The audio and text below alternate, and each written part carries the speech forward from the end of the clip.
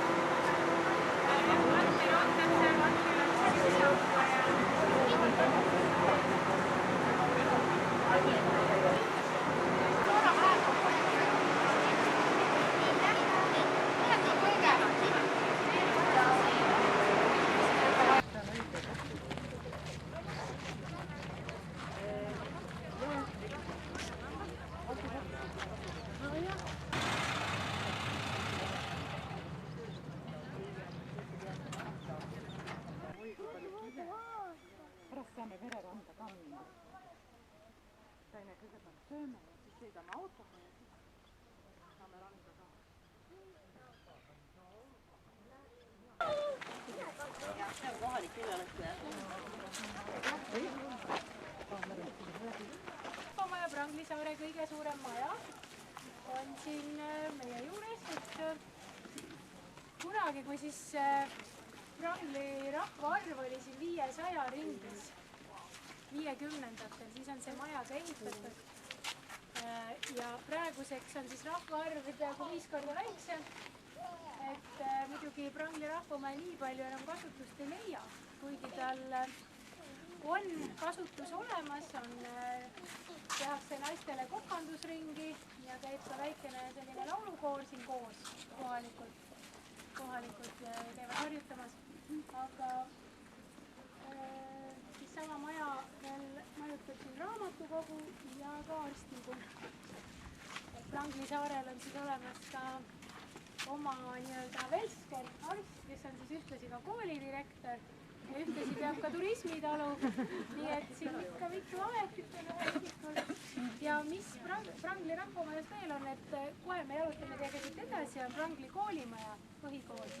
Ja nemad siis käivad siin talveperioodil söömas ka oma koolilõunad söövad Prangli kooli lapsed siin rahvamajas. Ja siin on, mis siin siis veel on, põhimõtteliselt on olnud selline kultuurikants, see rahvamaja läbi aegade. Et on olnud siin suuremad sellised, ütleme, saare tähistamised, kus küll nüüd mitte, see aasta ka, jah, kalurite päeva pidu oli siin. Jah, et see aasta oli eriti võimas veel kalurite päev, kus olid erinevad töötoad, et siis sai tulla niimoodi hommiku vara ja tulid ka mandriinimesed ja oli näiteks Eistupi sõitmise võistlus, pärast me näete, mis asi see Eistup on. Selline natukene riukalik paat, puidust paat, millega on hästi tore mere peal sõita. Ja oli näiteks suitsukala töötuba, kuidas siis tehakse seda suitsukala. Vot sellised tegevused, et need on siis siin selle rahvamajaga ka seotud.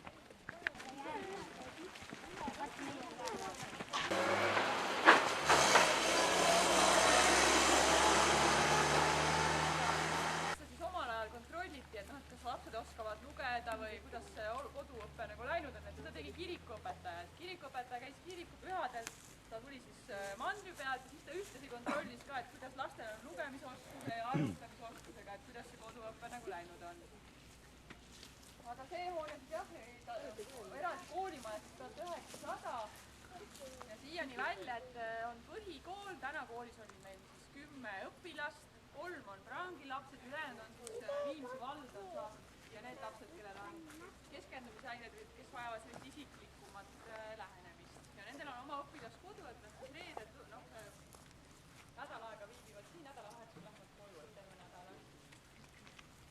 Selline legend on Prangi kooli direktori, kooliõpetaja kohta, kelle nimi oli Jaan Grönstorm, et tema oli väga kirglik hülgekütt. Ja koolilapsed, märtsikuus, kui Üljektal olid pojad, siis ütlesid õpetajale, et Prangi saarel olid hülgevaatustornid, seal keskel, kus kiring on. Tulid tundi, ütlesid õpetajale, et me märkasime hülgeid seal teisel pool saart, aga õpetaja mõtles selle, et tema ei ole kirglik, ütles, no nii, et tänaseks on nagu tunnid läbi ja võttis oma hülgeküttimise asjad ja läks hülgeid otsima. Et paar korda sai seda nalja teha, et kui ikka hülgeid üldse ei olnud, et siis ta sai aru, et tegelikult oli see üks nali olnud, et saaks koolist ära minna.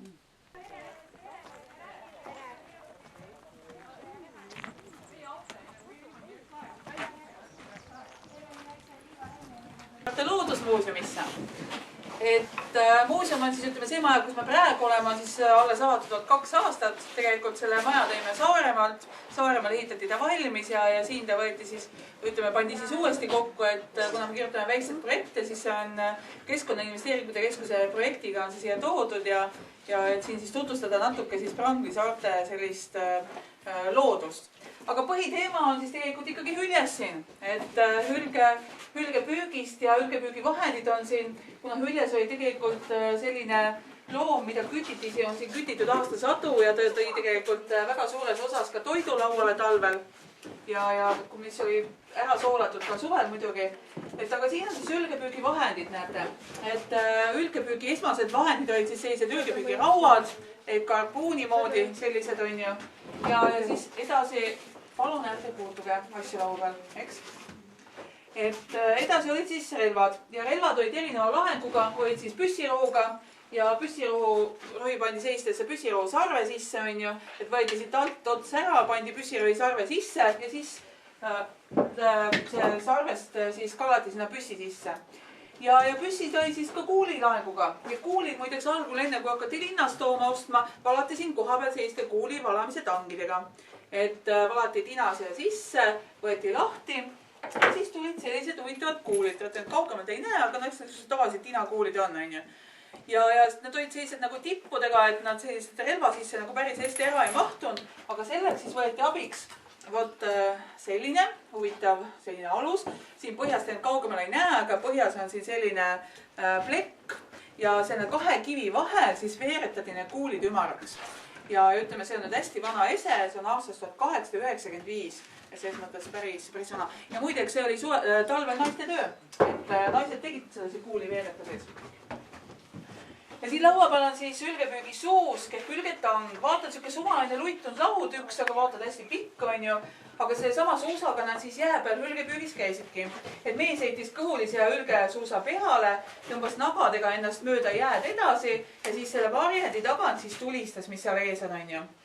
Ja seda varjendit hoiab üleval ka veel üks selline puidust vahend ja siis ütleme niimoodi, et lähemale kuni 100 meetrit tegelikult ikkagi rohkem lähemale hülgile ei saanud, et ta oli küllaltki selline vilgas loom, et selles mõttes, et küllaltki raske oli teda kätte saada ja pidi olema ikkagi väga osav kütt.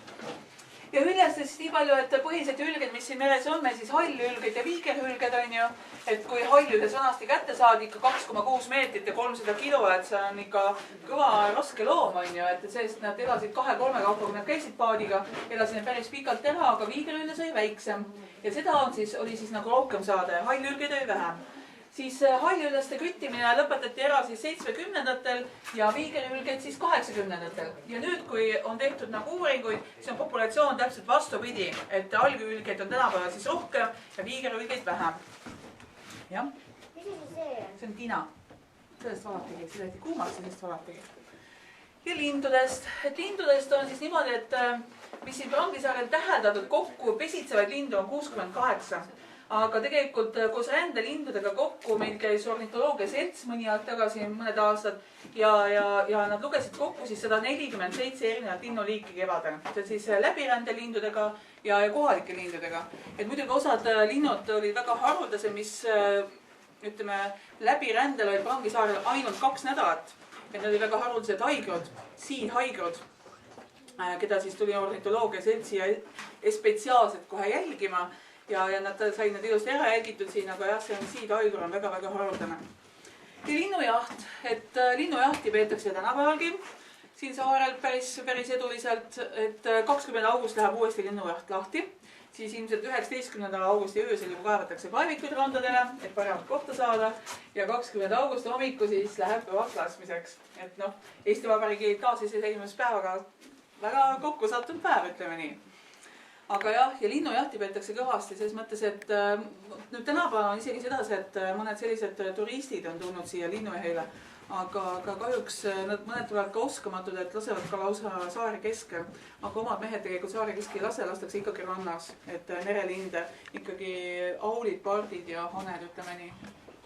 Ja seal on siis kirjas või näha on, kuidas siis saaremehed käisid Naissaares lindusid küttimas. See on tore, siuke vanaaegne pilt. Ja Prangisaare taimedest siis nii palju, et näete, siin on erinevad taimed, käpalised ja seal kõige tagumise plakati peal nurgas on näha siis Prangisaare kaitstavad soontaimed ehk kaitsealused taimed. Ja sealt 2 esimest on siis Põhja-Raunialg ja Ida-Kiviõr. Ja need on nüüd sellised taimed, mida nüüd leidub veel ainult Prangisaarel, mida kuskil mujal Eestis ei leidu. Need on väga haruldased taimed, et neid on proovitud ka botaanikute poolt nüüd Kesk-Eestisse nagu populatsiooni laiendada, aga seda nad ei oska öelda, et kas eelmine aasta neil õnnestus või ei õnnestunud. Aga praegu on jah, kuna selline saarel on selline haruldane loodus, siuke küllaltki puutumatu viimaste 70 aastaga, siis on jah, need on sellised väga haruldased taimed. Ja kui te vaatate nüüd seal taga laua peal on fotod aastast 1924, siis te näete, kui lage tegelikult Prangisaar on olnud.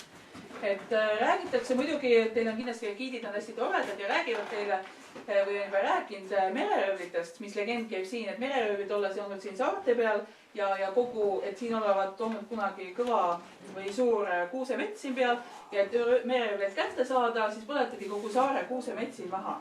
No seda võib nüüd pidada legendiks, aga võib ka tõsi olla, seepärast, et ma kardan, see võib tõsi olla, seepärast, et on kaevatud siin, erinevad talud on kaevanud tiike ja nad on leidnud tiigist söestunud kuusepalke. Aga tänapäeval ju enam tegelikult looduslikult kuuske saarel ei kasva.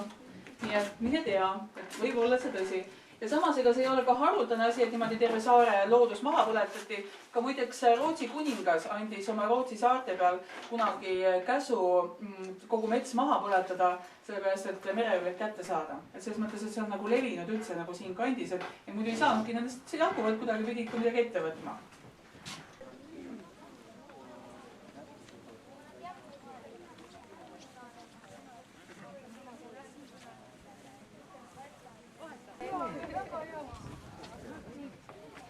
Aga siis Prangisaare ajaloost nii palju, et esmamainimine oli siis 1397. Et siin plakati peal on küll kirjutatud 387, et siin on väike eksitus tehtud, aga 1397 on siis see esimene aasta, kui seda mainiti. Ja Prangli-Jaksi saart mainiti siis koos Maardu mõisaga, et ta kuulus Maardu mõisa koosseisu. Ja ka Maardu mõisa esmamainimine on tegelikult samal aastal. Aga 1529 otsustati, et siis oli ka Haljava Maardu mõis koos, otsustati, et Haljava ja Maardu mõis lähevad lahti. Mõisal oli Prangli-Jaksi siis 318 aastat, kuni siis aastal 1847, kuni tuli kaupmeeste perekond, Girardot-Saucagionid, Tallinna kaupmehed, kes siis Prangli-Jaksi saare Sakelbergide käest ära ostsid. Ja ütleme selles, et nad olid sellised innovaatilisemad kaupmehed, mõtlesid, et hakkavad siin saarel siis kõvasti kartulit ja vilja kasvatama, mida tegelikult väga palju siin saarel ei ole tehtud. Kogu vili toodi varasemalt kogu aeg mandrilt. Ja mõtlesid, et jah, et lasevad, meil on keskel siin väike järvemoodi moodustis, et nüüd täis järve ei ole, selline kinni kasvanud on Toomika järv, et lasevad selle järve lausa veest tühjaks ja panevad sinna kartulimaad teevad peale ja nad isegi üritasid seda. Aga kahjuks see saare rahvas siin ei ole väga selline aktiivne, ütleme, põllumees. Et ta on ikka rohkem kalur ja see põllumajanduse pidamine siin saarel nende mõisnikel ikka väga hästi ei läinud. Kuigi nad ehitasid isegi sadama juurde endale mõisahooned mõisa, ütleme nendes hoonetes midagi enam järgi ei ole. Ainult kui te lähete seal sadamasse tagasi, siis näete, seal on valge silikatoone on ju see endine Prangli kalasuitsetamise tsehh. Et see tsehh on ehitatud nüüd siis mõisa magasini aida vundamendi peale. Et ainult vundament ja siis muidugi need keldrid on alles jäänud. Aga jah, ja nii ütleme, nad ei saanud siin ikkagi need mõislikud hästi siin saare peal hakkama ja otsustasid 1899 siis maad, Prangli jaksimaad siis saare elanikele, talupoegadele siis omandisse müüa ja mõisa tegevuse siin saarel ära lõpetada. Ja see maade müük muidugi ühe aastaga ei käinud, see 1920 on veel ürikuid teada, et müüdi viimane maa siin saare peal, aga ütleme nii, et kui talupojad said oma maa omandisse, siis ütleme nii, et see saare elu hakkas nagu järsult nagu tõusujoones minema. Hakkas rohkem peredesse lapsi sündima, lapsi sündis lausa 10, 12, 14 on teada. Näiteks siin kõrval Puundi talus elas lausa 30 inimest pead elad koos. Et põlvkonnad elasid päris palju koos niimoodi, et emad ja vanaemad ja lapsed. Ja aga kahjuks jah, see oli üks hiigaeg, ütleme nii Prangi saare ajaloos, 1934 võeti siin inimesi kokku juba peaaegu 500 tegelikult, et noh, see on päris suur hulk inimesi, kui täna elab üle talve ainult 70 ja nendest ka 70% on pensionärid, et siis mõttes, et jah, nii ta oli tolle. Aga 1944 oli siis, või 1942, jah, oli selline pöördemoment, kui tuli sakslane siia sisse. Et kui sõjategevus siin tegelikult ei olnud, aga 42-43 oli siis Saksa armee siin sees. Ja Saksa armeed meenutavad just täpselt need osturaamatud, mis siin laua peal on. Et sakslane siis üle oma valduste, muideks ka Euroopas mujal, kehtestas sellised osturaamatud, et see ei olnud käibevahend, aga sinna kirjutati sisse, mis on nagu kauplustest juba saadud. Näiteks seal on pooltallad ja naistepesu ja igasugu sellised kuivained ja kõik märgiti sisse sinna.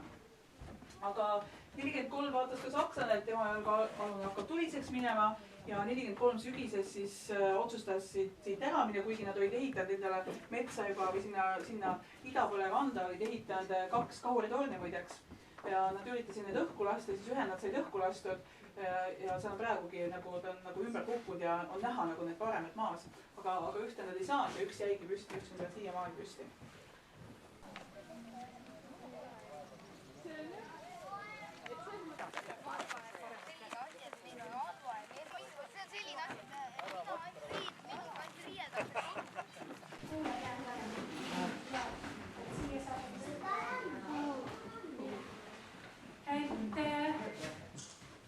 Oleme siis jõudnud teiega Prangli saare ainukesse kirikusse ja Reitsuse kapelisse.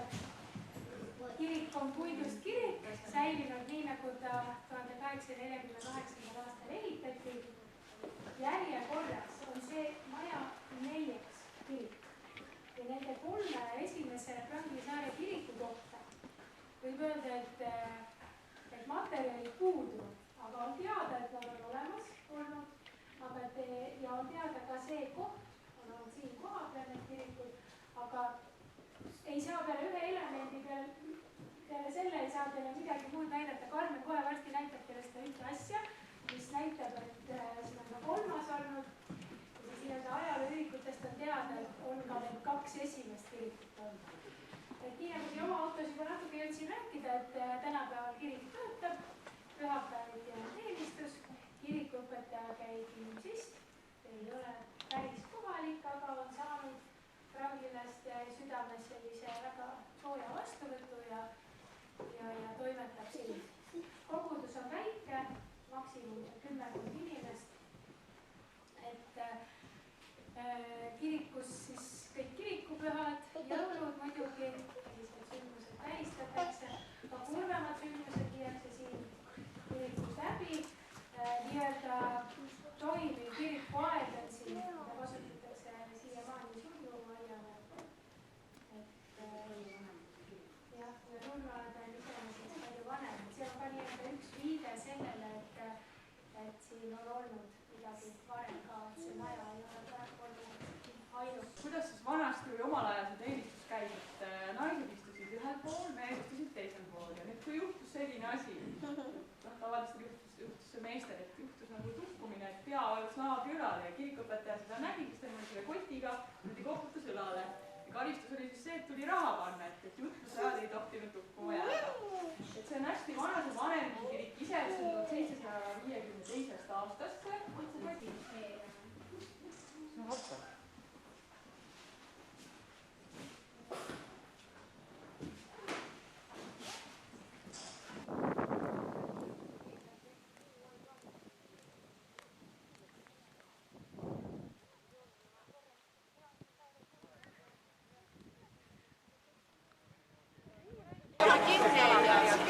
Ei ole hullu midagi. Lähme maha lükkame, noh. See lükkamine ka, ega siis... Vesi on soe, ei ole hullu. Meil on natuke siuke teistmoodi elamus. Siis see paik siin, ütleme niimoodi, et kuna naised käisid ka kalal, siis selle koha nimi ja tegelikult, siin näeme, tuleb see liivariba, selle koha nimi on Seelikuranna. Seelikuranna, miks? Sellepärast, kui naised käisid kalal, siis neil olid pikad seelikud seljas omal ajal, siis pandi üks nöör ja seelikud pandi kuivama siia ranna peale tuule kätte. Sellest see koha nimi Seelikuranna. Siit on näha ka kirikut, et selle kohta on ka küsitud, et miks see kirik just siia kohta tehti. Sellepärast, et ka öelda jälle, kui me vaatame, siis sealt see parempoolne on Aksisaar ja Pranglis vahelt see meretee läks siit nii mööda, et meremehed siis nägid kirikut. Et kui oli vaja kirikus käia, siis võis panna ära randuda ja siis minna kirikusse. Et kirikul oli nagu nähtav siit poolt, mere poolt ka. Ja mis kalas siis püütakse praegu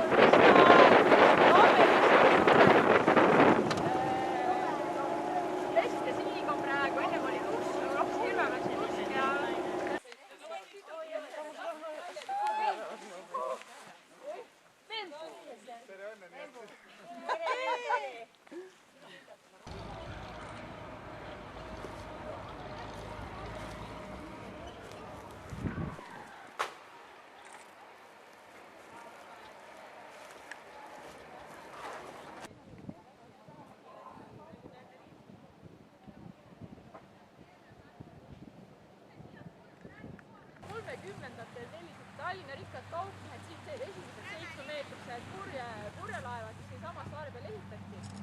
Ja lisaks esimene Eesti mootorpaar samamoodi, et selle saarelt pärit, et ei pea kuskilt kaugelt otsima, need samad saaremehed tegid need asjad ära.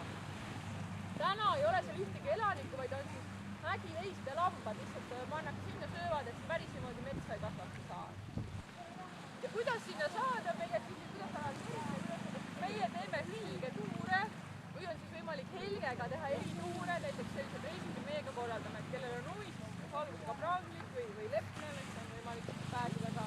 Et suurte laevadega ei saa, neil ei ole siin sadama kohti, et see laev jääb seisma, siis väiksema laevad on võimalik sinna lähemale minna.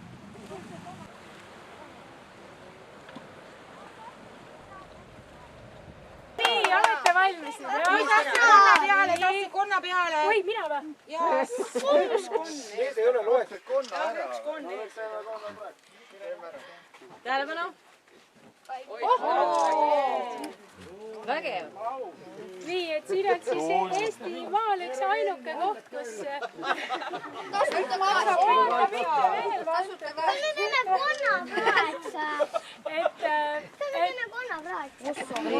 konnapraadi, vaatas, see on nüüd selline, konn on seal all.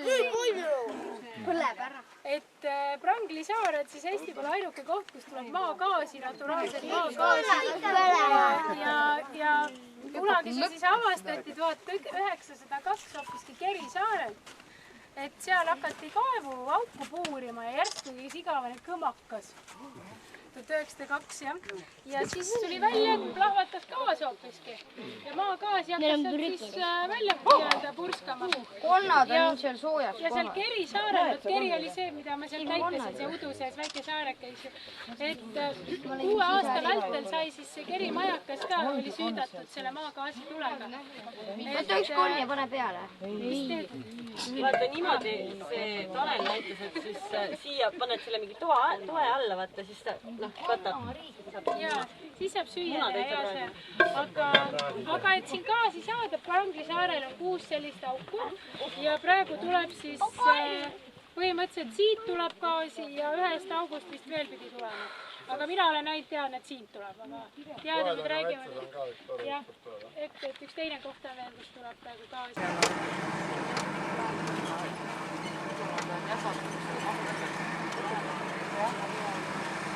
Tegid üle.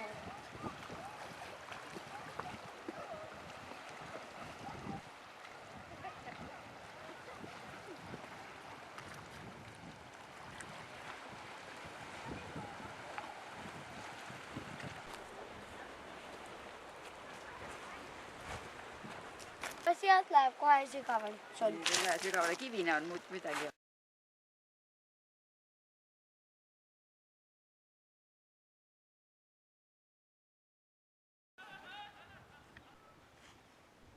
Miks on ahk ja koselgi teha?